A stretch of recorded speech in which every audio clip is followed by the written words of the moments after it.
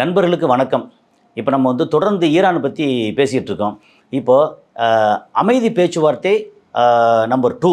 ஏன்னா ஏற்கனவே ஃபஸ்ட்டு இது பாகிஸ்தானில் பண்ணாங்க, அது தோல்வி அப்படிங்கிறது ஏற்கனவே பேசிட்டோம். ஸோ இந்த பேச்சுவார்த்தையில் அடுத்தடுத்த கட்டம் என்ன நடக்குது, என்ன மாதிரி இருக்குது, இதனால் ஒவ்வொருத்தருக்கும் என்னென்ன பாதிப்பு அப்படிங்கிறத இது ஒரு ஒரே ஒரு விஷயத்தை மட்டும் வச்சு பேசாமல் ஈரான், பாகிஸ்தான், அமெரிக்கா, அதுக்கப்புறம் இந்த பக்கம் இஸ்ரேல், லெபனான், அப்புறம் இங்கே இந்தியா, ரஷ்யாவில் ஆயில் வாங்குறது, அதுக்கப்புறம் சைனா, மலாக்கா, அப்புறம் ஹர்மோஸு, இப்படின்னு மிக்ஸ் பண்ணி கொஞ்சம் கொஞ்சம் இது கொஞ்சம் அது கொஞ்சம் எல்லாத்தையும் ஓவராலாக ஒரு முழுமையான செய்தியாக கொடுக்க போகிறோம். இந்த செய்தியில் எப்படின்னா நம்ம செய்தி வாசிப்பாளர் மாதிரி கொடுக்கறது இல்லை. நம்ம ஒரு கதை மாதிரி ஒரு எளிமையாக ஒரு சாதாரண ஒரு இடத்துல உட்காந்து கூடி நின்று ஜாலியாக பேசும்ல, அது மாதிரி கொடுக்குறது தான். ஸோ சில மக்கள் குறைப்படுறாங்க, வேறு வழியே இல்லை, குறைப்பட்டாலும் இதுதான் நிலைமை அப்படிங்கிறது தான். ஸோ அந்த மாதிரி ஒரு சூழ்நிலையில் நம்ம இதை பற்றி ஓவரால் வியூ பார்க்கும்போது இப்படி இருக்குன்னு ஒரு ஐடியா கிடைக்கும். இதில் வேறு வேறு சேனலில் பேசினாலும் அது இல்லாமல் சில யூனிக்காக ஏதாவது தகவல் அப்படிங்கிறது தான் இப்போ நம்ம கொடுக்க போகிறோம். நான் கசாலி டிகோட்ஸ். இது உலக செய்திகள், உள்ளூர் அரசியல், சினிமா, சமுதாய கருத்துக்கள் அனைத்தையும் விருப்பு இல்லாமல், சார்பு இல்லாமல் தரவுகளோடு கொடுக்கக்கூடிய ஒரு சேனல். உங்களுடைய ஆதரவு லைக் பண்ணி கிளிக் செய்து சப்ஸ்கிரைப் செய்து நண்பர்களுக்கு பகிர்ந்து ஆதரவு தாருங்கள். நன்றி.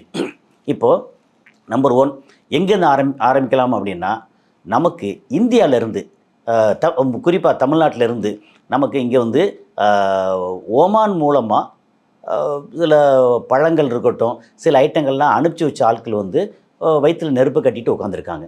என்னென்னா, இதுக்கு முன்னாடி இந்த போர் நடந்துக்கிட்டு இருக்கும்போது கூட இங்கே ஓமான் வளைகுடா இருக்கு இல்லையா, அந்த ரீஜனில் கப்பல்லேருந்து இன்னொரு கப்பலுக்கோ இல்லை போட்டுக்கோ மாற்றி பனானாவாக இருக்கட்டும், அல்லது இது இருக்கு இல்லையா, நம்ம உப்பு இல்லை கடல்வாழ் மீன்கள் சம்மந்தப்பட்டது, அது போக வேறு கார்மெண்ட் ஐட்டம் அப்படின்னு எல்லாமே அங்கே நின்னதெல்லாம் கை மாற்றி அங்கே போச்சு. அது போக துபாய்க்கு எப்படி போச்சு, துபாய்க்கு நேரடியாக ஹர்மோஸ்லேருந்து போக முடியல, பயங்கர ஒரு சிக்கலாக இருந்துச்சு.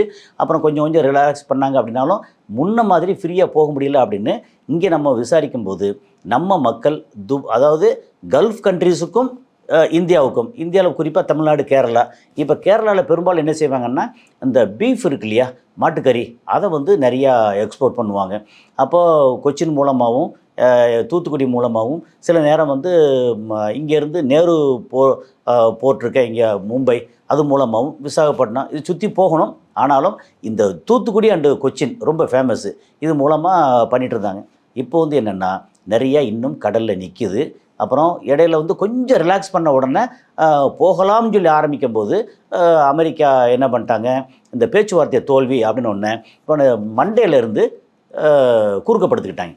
நீங்கள் ஹர்மோஸில் ஐஆர்ஜிசி நேவல் ஃபோர்ஸு, அதுக்கு வெளியில் பார்த்திங்கன்னா இதில் ஒமான் வளைகுடாவில் கல்ஃப் ஆஃப் ஒமான் அந்த ரீஜனில் இவங்க ஒரு 10 கப்பலை வச்சு குறுக்கப்படுத்திக்கிட்டாங்களா. இப்போ யாரும் போக முடியாது, வர முடியாது, சுட்டுட்டாங்கன்னா என்ன பண்ணுறது அப்படிங்கிற ஒரு சிக்கல். அங்கே உயிர் போயிடும், பொருட்கள் போயிடும், இன்சூரன்ஸ் கிடையாது. அப்படிங்கிற மாதிரி ஒரு சூழலில் நம்ம ஊரில் இருந்து பிஸ்னஸ் பண்ணுற ஆட்கள், உண்மையிலே ஏற்கனவே பண்ணிகிட்டு இருந்த ஆட்கள், இப்போ இங்கேருந்து அரிசி மூட்டை மூட்டை 20 கிலோ அரிசி மூட்டை நிறைய நம்ம தமிழ்நாட்டுக்காரே அங்கே பெரிய அளவுக்கு பண்ணிகிட்ருக்காங்க. துபாயில், அதுவும் யூஏயில் ஆரம்பித்து அங்கேருந்து எல்லா நாடுகளுக்கும் வேறு அனுப்பிச்சிட்ருக்காங்க, பெரிய அளவுக்கு பண்ணிகிட்ருக்காங்க. அவங்களோட நிலைமை. ஸோ பிஸ்னஸ் எல்லாமே ரொம்ப கொஞ்சம் பிரச்சனை இருக்குது. இப்போ என்னென்னா, வேறு வழி இல்லாமல் ஃப்ளைட்டில் அனுப்புகிறாங்க. எக்ஸ்ட்ரா ஃப்ளைட்டு, எக்ஸ்ட்ரா ப்ரைஸு இருந்தாலும் பரவாயில்ல அப்படின்னு அங்கே நம்ம கத்தார்லேயோ அல்லது குவைத்திலேயோ அல்லது சவுதி அரேபியா கூட இல்லை, யுஏயில் துபாயில் இருக்கக்கூடிய நம்ம தமிழர்கள், மலையாளிகள், அதாவது அங்கேருந்து பையர், அவங்க என்ன பண்ணுறாங்க அப்படின்னா, எக்ஸ்ட்ரா காசு இருந்தாலும் பரவாயில்லன்னு எக்ஸ்ட்ரா காசை கட்டி ப்ளஸ் ஃப்ரைட் சார்ஜு நார்மலாக இப்போ கப்பலில் போடுறாங்கன்னு எவ்வளோ சார்ஜ் வருதோ அதிலேருந்து 4லேருந்து 6 மடங்கு ஜாஸ்தி காசு ஆகுது ஃப்ளைட்டுக்கு. அந்த ஃப்ளைட்டு எக்கச்சக்கமாக போகலை. முன்னாடி நிறையா கார்கோ ஃப்ளைட்டு போச்சு. ஆனால் இப்போவும் கார்கோ ஃப்ளைட் போகுது, இப்போ கொஞ்சம் கம்மியாக இருக்குது. ஆனாலும் ரேட் ரொம்ப அதிகமாகிடுச்சு. அந்த மாதிரி ரேட்டாக இருந்தாலும் பரவாயில்ல அப்படின்னு நம்ம பையர்ஸ் இங்கே நம்ம ஊரில் காசை கட்டி, இப்போல்லாம் எப்படின்னா அட்வான்ஸ் ஏதாவது ஒன்று இப்போ வேணுமா, அதுக்கு ஒரு 1 கோடி ரூபா சரக்கு அப்படின்னா 50 லட்ச ரூபா அட்வான்ஸு, அதுக்கப்புறம் சரக்கெல்லாம் ஏற்றி அதை சீல் பண்ணி ஓகேன்னு கையெழுத்து போட்ட உடனே அந்த இன்வாய்ஸ் ஓகே அப்படின்னா அடுத்து அங்கே கிளம்பிட்டு இருக்கும்போதே அடுத்த ஃபுல் பேமெண்ட்டு. முன்னாடி அப்படி இல்லை, பாதி பேமெண்ட் வந்து அங்கே போனதுக்கப்புறம் தான் கிடைக்கும். போய் அங்கே ரீச் ஆனதுக்கப்புறம் ஓகே ரிசீவ்டு அப்படின்னதுக்கப்புறம் அங்கேருந்து கிடைக்கும். இப்போ அப்படி இல்லை, நமக்கு ரிஸ்க்கே இங்கே எடுக்க யாரும் விரும்பலை. நீங்கள் எந்த கிளம்பியாச்சு, கடலுக்குள்ளே பாதியில் நிற்கிது, அல்லது வேறு வழி இல்லை, அழுகி போச்சு, வீணாக போச்சு, என்ன நடந்தாலும் அது வந்து இங்கே செல்லர் இருக்காங்க இல்லையா, இங்கேருந்து அனுப்புகிறவங்களுக்கு அந்த ரிஸ்க் எடுக்க தயாராக இல்லை. அங்கே அனுப்பி 50% தான் பணம் கிடைக்குது, இன்னும் வந்து 50% நமக்கு கிடைக்குமோ கிடைக்காதோ அப்படின்ற வந்து அந்த ஒரு தயக்கத்தில் அது பேசாமல் நம்ம ஊர்லேருந்து கொஞ்சம் குறைஞ்ச விலைக்கு வித்துடலாமே அப்படின்ற மாதிரி இருக்கிறனால. ஆனால் அங்கே வந்து கல்ஃப் கண்ட்ரீஸில் கண்டிப்பாக பொருட்கள், உணவுப் பொருட்கள் எல்லாமே வேணும். ஆடம்பர பொருட்கள் வந்து இப்போதைக்கு தேவையில்லை, ஆனால் அடிப்படை உணவுப் பொருட்கள் வேணும். அப்படிங்கிறனால அங்கே வந்து எக்ஸ்ட்ரா காசு கொடுத்து வாங்கவும் தயாராக இருக்காங்க.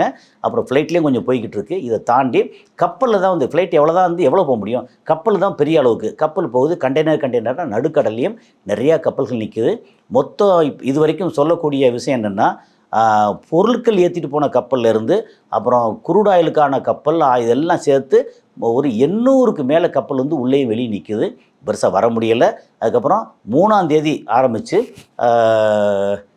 இல்லை இப்போ எப்படின்னா ஒரு 3 நாளாக இங்கே வந்து 13ஆம் தேதி அங்கேருந்து இந்த இது இருக்க ரிச் கேரின்னு சொல்லி ஒரு கப்பல், அது வந்து சக்ஸஸ்ஃபுல்லாக இவங்களோட தடையை, அமெரிக்காவோட தடையை, அதாவது ஹர்மோஸ் வழியே இவங்களுக்கு தடை கிடையாது. அவங்க எப்போவுமே சைனாவோட கப்பல் வந்து அப்படி வெண்ண மாதிரி வலிக்கிட்டு வந்துருச்சு.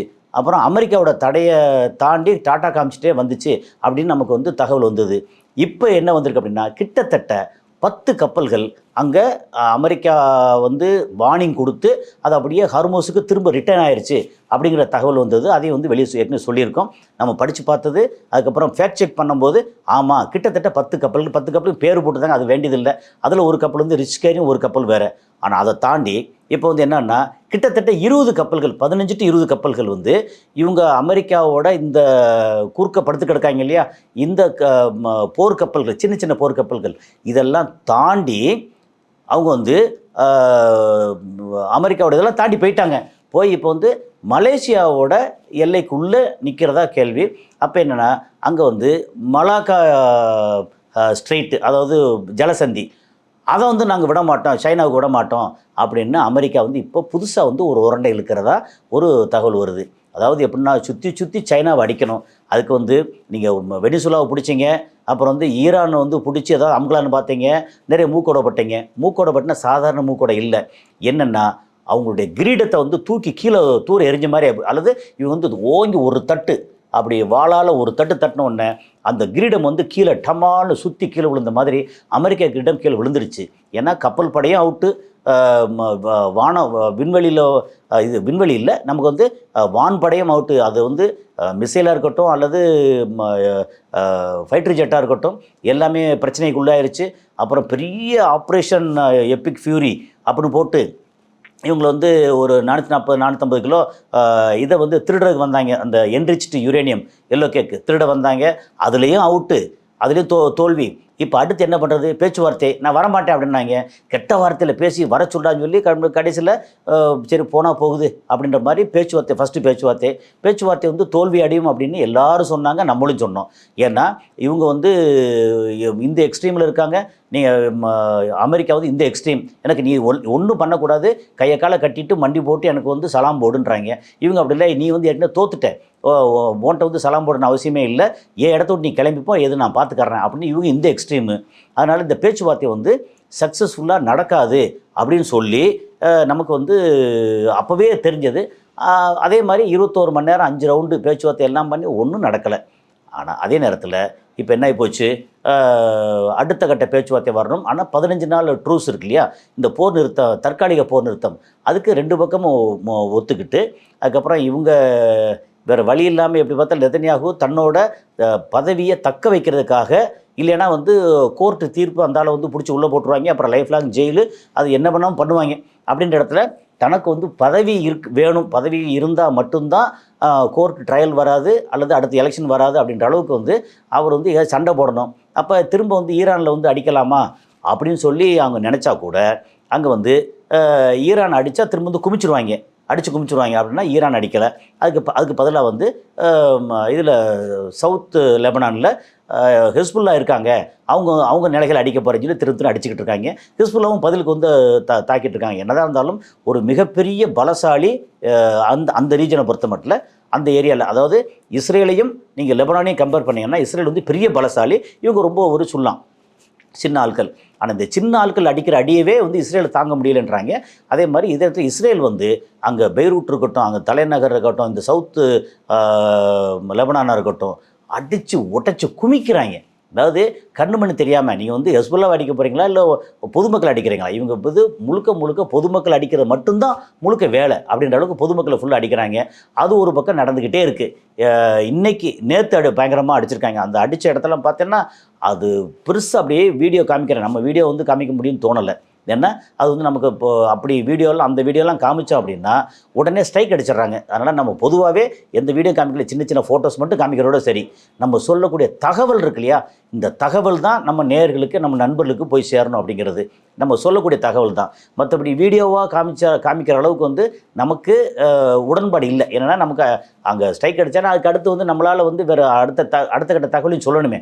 ஆனால் அந்த நேரத்தில் ஒரு வீடியோ, அதாவது மெயின் ஸ்ட்ரீம் மீடியா இருக்கு இல்லையா, பெரிய நியூஸ் சேனல் இருக்குல்ல, அவங்களுக்கு வந்து அலோவ் பண்ணுறாங்க. அவங்க என்னத்தை போட்டாலும் ஓகே அப்படின்னு அலோவ் பண்ணுறாங்க.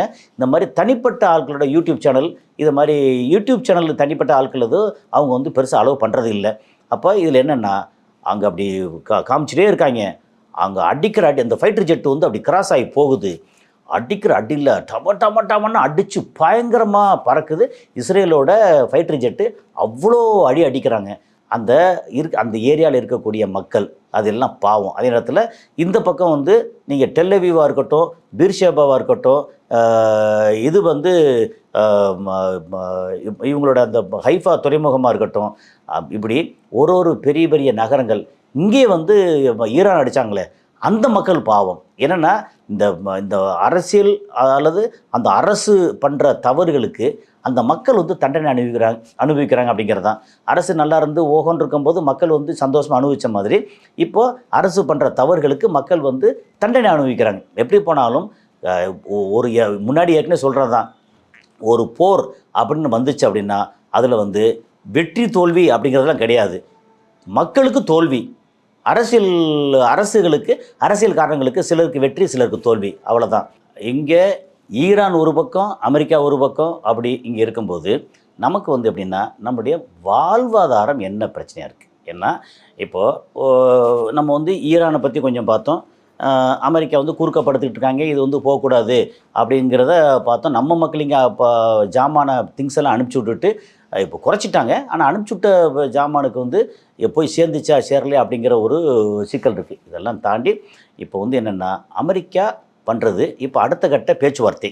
இப்போ 2ஆம் கட்ட பேச்சுவார்த்தை நடத்தும் போது இவங்க என்ன செய்வாங்க, பேச்சுவார்த்தை என்ற பேரில் வந்து திரும்ப வந்து பேசுகிறதுக்கு எல்லாம் அசம்பிள் பண்ணிவிட்டு அப்புறம் ஈரான் வந்து போட்டு தாக்குவாங்க. இப்போ இந்த பக்கம் இஸ்ரேல் என்ன நடக்குது, அங்கே வந்து ஒரு இதில் வந்து ஒரு பிரிட்ஜை வந்து டயர் ஏரியா ஒரு பிரிட்ஜை வந்து போட்டு தாக்கியிருக்காங்க. லெபனானை வந்து போட்டு அடி நாங்கள் அடிக்கிறாங்க. லெபனானில் இருக்கிற ஹிஸ்புல்லாவும் திரும்ப அடிக்கிறாங்க. ஏற்கனவே நம்ம சொன்னது தான், அங்கே வந்து அந்த ரித்தன்யா ரிவர் வரைக்கும் கேப்சர் பண்ணணுன்ற ஐடியா தான். கேப்சர் பண்ணால் தண்ணீர் வளம் ஃபுல்லாக இங்கே கிடைக்கும் அப்படி ஏற்கனவே சொன்னது தான், வேறு எதுவும் சொல்லியிருக்கேன். ஸோ இந்த மாதிரி இஸ்ரேல் இந்த மாதிரி இருக்குது. ஏன்னா இஸ்ரேல் எப்படி பார்த்தாலும் அதோட பலம் வந்து இழந்துருச்சு. முன்னாடியெல்லாம் இங்கே ஹிஸ்புல்லாவாக இருக்கட்டும், ஹமாஸாக இருக்கட்டும், அவங்க அடித்தாங்கன்னா ஒரு ராக்கெட் கூட இங்கே கீழே விழாது. அந்தளவுக்கு வந்து அவங்களுடைய ஏர் டிஃபென்ஸ் சிஸ்டம் அப்படி ஸ்ட்ராங்காக இருந்துச்சு. இப்போ அதெல்லாம் நிறையா குறைஞ்சி போச்சு. அப்புறம் இப்போ வந்து என்ன ஒரு இது வந்திருக்கு அப்படின்னா, அமெரிக்கா அப்படின்னு எடுத்தோம்னா அமெரிக்காவில் 2 விஷயம். ஒன்று, இதுவரைக்கும் இருந்த பிரசிடென்ட்லேயே மோஸ்ட் அன்பாப்புலர் அப்படி ஓட்டெடுப்பு எடுப்பாங்க இல்லையா, நீங்கள் வந்து யாரெல்லாம் வந்து என்னென்ன ரேங்க் வைப்பாங்க இல்லையா, அதில் மோஸ்ட் அன்பாப்புலர் மோசமான பிரசிடெண்ட் வந்து ட்ரம்ப்பு அப்படின்னு வாக்களிச்சிருக்காங்க. அப்புறம் வந்து என்ன, அமெரிக்கா எப்போவுமே தன்னுடைய ஆயுதங்கள் வந்து குறையுது அப்படின்னா ப்ரைவேட் கம்பெனிகளை தான் ஆயுதங்கள்லாம் செய்வாங்க. அப்போது இந்த மாதிரி கார் கம்பெனி, இந்த கார் கம்பெனியாக இருக்கட்டும், ஃப்ளைட் கம்பெனியாக இருக்கட்டும், ஆயுதங்கள் செய்கிற கம்பெனியாக இருக்கட்டும், எல்லாத்தையும் எக்ஸ்ட்ரா நீங்கள் ஆயுதங்கள் செஞ்சு கொடுங்கன்னு சொல்லி நிறைய ஆர்டர் கொடுக்குறதா. ஆனால் அந்த ஆர்டருக்கு வந்து பணம் கொடுக்கணும்ல. பணம் எந்தளவு கொடுக்க போகிறாங்கன்னு தெரியல. அந்த பணம் கொடுக்குறதுக்காக என்ன பண்ணுறாங்க, இங்கே வந்து மிடில் ஈஸ்ட்டில் அரபு நாடுகளில் வந்து நான் இது வரைக்கும் இங்கே வந்து இவ்வளோ செலவு பண்ணியிருக்கேன் அப்படின்னு பில்லை போடுறாங்களாம் யார், அமெரிக்கா. ஆனால் அதே நேரத்தில் ஈரான் என்ன பண்ணியிருக்காங்க, உங்கள் தளத்திலேருந்து எங்கள் ஈரானை அடித்ததுனால எங்களுக்கு இவ்வளோ லாஸ் இருக்குது, அதனால் நீங்கள் வந்து எங்களுக்கு காம்பன்சேட் பண்ணணும் அப்படின்னு UAE, Saudi Arabia, Qatar, Kuwait, Bahrain அப்படின்னு இவங்ககிட்ட வந்து ஈரான் வந்து பில்லு போடுறாங்க. அதாவது ஈரான் அடித்தது வந்து இங்கே பெருசாக வந்து டேமேஜ் ஆகலை, ஆனால் ஈரானுக்குள்ளே பயங்கர டேமேஜ் ஆகிருக்கு. அதுக்கு காரணம் இந்த தளங்கள்லேருந்து நீங்கள் தளம் கொடுத்தீங்க, அவங்களுக்கான ஆயுதங்கள் ஃபைட்டர் ஜெட்லாம் இங்கே இடம் கொடுத்தீங்க, அவங்களுக்கு பணம் கொடுத்தீங்க, இங்கேருந்து வந்ததுனால எங்களுக்கு இவ்வளோ நஷ்டமாக இருக்குது, இந்த நஷ்டத்துக்கு நீங்கள் தான் ஈடுகட்டணும்னு ஈரான் ஒரு பக்கம் வந்து பில்லு போடுது. அப்போ இந்த நாடுகள் என்ன செய்யும், ஏற்கனவே ஒரு சுகமாக ஜாலியாக ஒரு மன்னர் பரம்பரையாக ஒரு பண்ணையார் வீட்டு பிள்ளைகளை ஜாலியாக இருந்த இந்த அரபு நாடுகள் எல்லாம் இன்றைக்கி வந்து பாடாப்பட்டு என்னடா, ஒரு பக்கம் அமெரிக்கா பெருசாக பில்லை போடுறான், இன்னொரு பக்கம் ஈரான் வந்து பில்லை போடுறாங்க அப்படின்னு. கடைசியில் ஹர்மோஸ் ஜலசந்தி வழியே நம்ம கப்பல் போக முடியல, நமக்கு தேவைப்படுற உணவுப் பொருளோ மற்ற பொருட்களோ வீட்டு உபயோகப் பொருளோ எந்த பொருளும் இங்கேருந்து வந்து சேர முடியல. இப்போ இந்த மாதிரி முடக்கி வச்சுக்கிட்டு வாழ்க்கை தரம் முடங்கி போச்சு. அப்புறம் மோஸ்ட் ஆஃப் த அரப்ஸ் இருக்காங்க இல்லையா, அவங்க வந்து எல்லாம் பறந்து யூகே அங்கேன்னு எல்லாம் வெளியே போயிட்டாங்க. அப்புறம் இருக்கிற கொஞ்சம் அரப்ஸாக இருக்கட்டும் அல்லது அங்கேருந்து கிளம்ப முடியாத இந்தியன் அண்டு மற்ற நாடுகளில் சேர்ந்தவங்க அங்கே இருக்காங்க. அப்புறம் கன்ஸ்ட்ரக்ஷன் முடங்கிருச்சு, டூரிசம் முடங்கிருச்சு, பர்ச்சேஸ் ஒன்றும் இல்லை, ஆயில் சப்ளையும் இல்லை, கேஸ் சப்ளையும் இல்லை. ஆனால் இப்போ கேஸ் வந்து இந்தியாவுக்கு தேவைப்படுது, கத்தார்லேருந்து பெருசாக வரலை அப்படின்னு ஒரு பக்கம். ஸோ இது வந்து அங்கே அமெரிக்கா வந்து இவங்களுக்கு பில்லை போடுறாங்க, எதுக்கு, அவங்களுக்கு வந்து ஆயுதம் வேணும், அந்த ஆயுதத்தை செஞ்சு எங்கே கொடுக்க போகிறாங்க, இஸ்ரேலுக்கு கொடுக்க போகிறாங்க. அப்போ இஸ்ரேலுக்கு வந்து ஆயுதம் கொடுத்தா தான் ஃபர்தராக, இல்லை அப்படின்னா அடுத்து ஒரு சின்னதாக ஒரு பிரச்சனைன்னு வந்துருச்சு அப்படின்னா ஈரான் வந்து இஸ்ரேலை வந்து அடித்து இன்னும் குமிச்சு முடிச்சிருவாங்க. ஸோ இஸ்ரேல் வந்து மொத்தத்துக்கு சோழி முடிச்சிடும். அவங்க வந்து அணு ஆயுதம் போட வேண்டிய அவசியமே இல்லை. இருக்கிற பெரிய பெரிய கொரம்ஷாகர்லேருந்து செஜில் மிசைலேருந்து அதுக்கப்புறம் இந்த ஹஜ் காசியம் சொல்லி இதெல்லாம் போட்டு யூஸ் பண்ணாலே போதும், மொத்தத்துக்கு அது முடிஞ்சு போயிடும். ஸோ அந்த மாதிரி ஒரு சூழல் இருக்குது. சரி, அப்படியே வந்து நம்ம சைனா பக்கம் வந்தோம்னா சைனாவுக்கு நெருக்கடி எப்படி கொடுக்குறாங்க, இந்த பக்கம் வந்து மலாக்கா ஜலசந்தி அதை வந்து இறுக்கி பிடிச்சிட்டு அமெரிக்கா வந்து நான் இவங்களோட இந்தோனேஷியாவோட நான் இது போடுறேன், ஒப்பந்தம் போடுறேன், சைனாவுக்கு வந்து போகக்கூடாது அப்படின்னு. சைனா வந்து யோசிக்கிறேன், சரி நீ வந்து எல்லாம் பண்ணக்கூடாது அப்படின்னு பேசுகிறாங்க. இப்போ என்ன, அடுத்து சைனாவோட ஒரு பேச்சுவார்த்தை இருக்குது. அப்போ என்ன சொல்கிறாங்க, வந்து சைனாவோட பேச்சுவார்த்தை இருக்குது, நான்லாம் அப்படி போனேன்னா அப்படி என்னை ஜி ஜின்பிங் வந்து என்னை கட்டி பிடிச்சி என்னை பயங்கரமாக வரவேற்பார். அதே நேரத்தில் ஏதாவது நீங்கள் வந்து உரண்டையில் தப்பு பண்ணீங்க அப்படின்னா நான் வந்து உங்களை அடிக்கிறதுக்கும் தயங்க மாட்டேன் அப்படின்னு.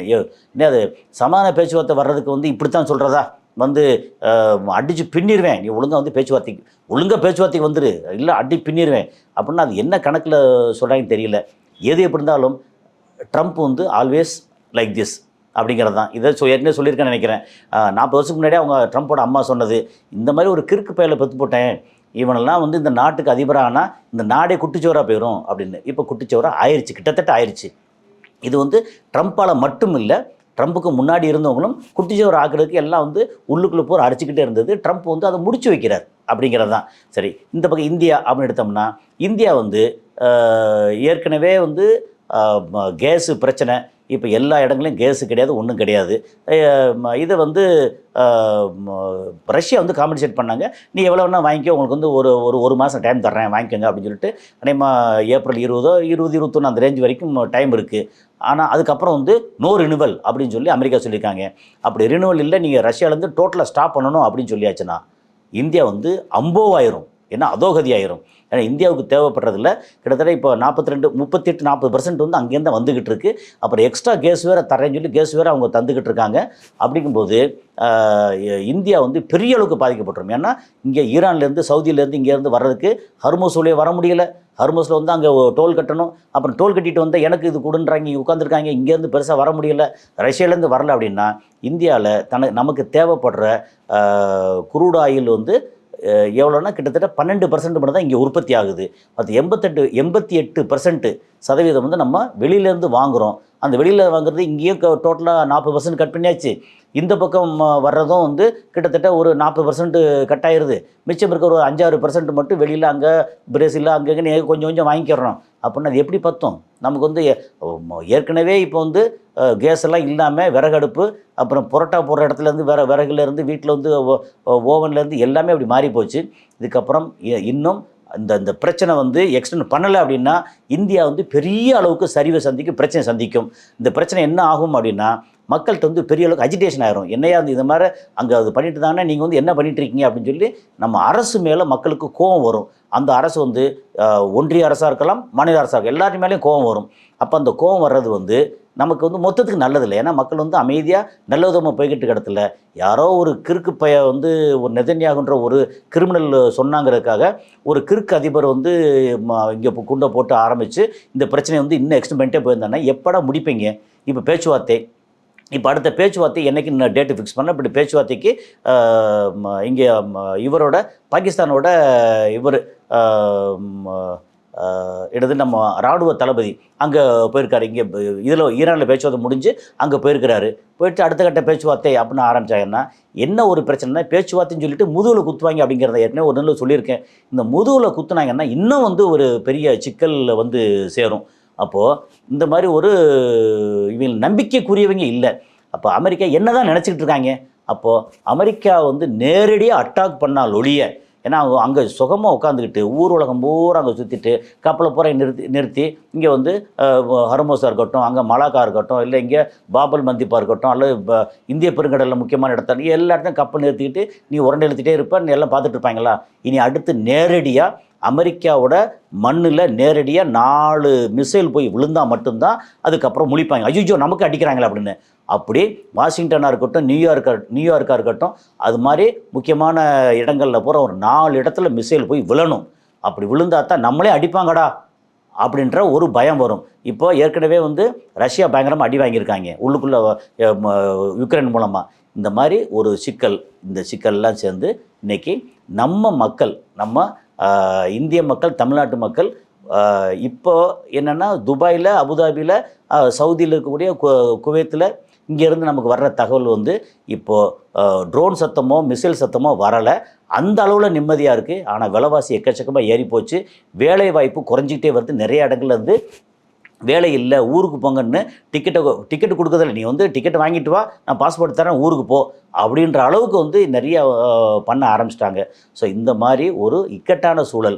அங்கேருந்து திரும்பி வந்தாலும் நம்ம நாட்டில் வந்து உடனே வந்து வேலை கொடுக்க போகிறாங்களா, அல்லது அந்த நாட்டில் பழகினவங்களுக்கு, வேலை செஞ்சு பழகினவங்களுக்கு நம்ம நாட்டில் வந்து உடனே அடாப்ட் பண்ண முடியாது, ரொம்ப கஷ்டமாக இருக்கும். இப்போ நானே வந்து துபாயிலேருந்து வந்தவன் தான். ஆனால் என்னமோ நமக்கே ரொம்ப கஷ்டப்பட்டு அடாப்ட் பண்ணிக்கிட்டோம். நம்ம ஊரில் வந்து உடனே அடாப்ட் பண்ண முடியாது. ஏன்னா அங்கே வந்து அது அந்த டைப் ஆஃப் லைஃப் ஸ்டைல்லாம் வேறு, நம்ம ஊரில் லைஃப் ஸ்டைல்லாம் வேறு. அப்படிங்கும்போது அடாப்ட் பண்ண முடியாது. வேறு வழியிலன்னு அடாப்ட் பண்ணி தான் ஆகணும். நம்ம அனுசரித்து தான் போயாகணும் இந்த நம்ம ஊருக்கு ஏற்ற மாதிரி. ஆனால் என்னை பொறுத்த மட்டும் வந்து பெஸ்ட் லைஃப் நம்ம ஊர் லைஃப் தான். அது கொஞ்சமாக இருக்குது, நிறையா இருக்குது, அதெல்லாம் பிரச்சனை இல்லை. ஸோ இந்த மாதிரி இப்பேற்பட்ட ஒரு சூழ்நிலை. இந்த சூழலில் வந்து இங்கே அடுத்த கட்ட பேச்சுவார்த்தை. அப்போ கடைசியில் வந்து நம்மளை வந்து நிறையா நண்பர்கள் கேட்கும் போதெல்லாம் என்ன செய்யறேன்னா, எப்போ தான் இது பேச்சுவார்த்தை முடிஞ்சு எப்போ தான் அமைதி திரும்பும் அப்படிங்கிறது. அமைதி வந்து அவளை ஈஸியாக திரும்பும்னு தோணலை. இப்போதைக்கு அமைதியாக இருக்குது. அரபு நாடுகளில் வந்து ஸ்கூல் வந்து ஆன்லைனில் இருந்தது, இப்போ திரும்ப வந்து ஆஃப்லைன், அது நேரடியாக ஸ்கூலில் வந்து ஓப்பன் பண்ணுறாங்க. அடுத்து அது அறிவிப்பெல்லாம் வந்துக்கிட்டு இருக்குது. இப்போ ஃப்ளைட் வந்து கொஞ்சம் அதிகமாக இருக்குது. இந்த மாதிரி ஆச்சு அப்படின்னா அங்கே வந்து கொஞ்சம் லைஃப் வந்து கொஞ்சம் சீராக இருக்கும். ஆனால் பேச்சுவார்த்தைன்னு போயிட்டு திரும்ப வந்து ஈரான் மேலே என்னத்தையாவது ரொம்ப ஹெவியாக குண்டு போட்டாங்கன்னா ஈரான் வந்து இந்த மொத்த ஏரியாவை வந்து சளிச்சு முடிச்சிருவாங்க, அடித்து முடிச்சிருவாங்க, சில இடம் மாதிரி அடித்து முடிச்சிருவாங்க. அப்போ இன்னும் வந்து மோசமாகும். அப்போது அமெரிக்காவுக்கு ஒரு சரியான பாடம் கற்பித்தால் ஒழிய அவங்க வந்து அடங்க மாட்டாங்க. ஏன்னா இவங்க வந்து ஏமாற்றுவாங்க. இவங்க சொன்ன ஐயப்பா பெரிய நாடாச்சே அப்படின்னு நம்ப முடியாது. நம்பிக்கைக்கு அப்பாற்பட்டவங்க இவங்க வந்து, நம்ப முடியாத துரோகிகள். இஸ்ரேலாக இருக்கட்டும், அமெரிக்காவாக இருக்கட்டும். அதனால தான் நமக்கு கொஞ்சம் யோசனையாக இருக்குது, பயமாக இருக்குது. இந்த மாதிரி 15 நாள் இது முடிஞ்சுது, இந்த 15 நாள் 20ஆம் தேதி முடிஞ்சு அப்படின்னா அதுக்கப்புறம் அது வந்து அடுத்த கட்டம் எக்ஸ்டெண்ட் பண்ண போகிறாங்களா, அந்த ட்ரூஸ் எக்ஸ்டெண்ட் பண்ண போகிறாங்களான்னு தெரியலை. அப்புறம் அதே நேரத்தில் இந்தியாவுக்கு வந்து நோ ரினுவல் அப்படின்றாங்க. இந்தியா வந்து என்ன செய்ய போகுது? ஏன்னா அமெரிக்காவை எதிர்த்து நிற்க போகுதா அல்லது அடங்கி போகுதா? அடங்கி போச்சு அப்படின்னா இந்தியா வந்து வீணாக போயிடும். அடங்காமல் நான் இப்படி தான் பண்ணுவையா, நீ என்ன பண்ணுவ பார்ப்போம் அப்படின்னு இறங்கி நிற்கணும். அல்லது கொஞ்சமாவது சரி எனக்கு இன்னும் ஒரு மாதம் இன்னும் எக்ஸ்ட்ரா டைம் கொடுங்க அப்படின்னு கேட்க போதா அப்படின்னு தெரியல. என்ன பண்ணாலும் இன்றைக்கி ஆஸ் ஆஃப் டுடே சூழல் வந்து அங்கே ட்ரோன் சத்தமோ மிசைல் சத்தமோ எதுவும் இல்லாமல் அமைதியாக இருக்குது. இந்த அமைதி தான் நமக்கு வந்து பயமாக இருக்குது. ஸோ அடுத்தடுத்து என்ன நடக்குதுன்னு அடுத்த காலையில் சந்திப்போம். நன்றி.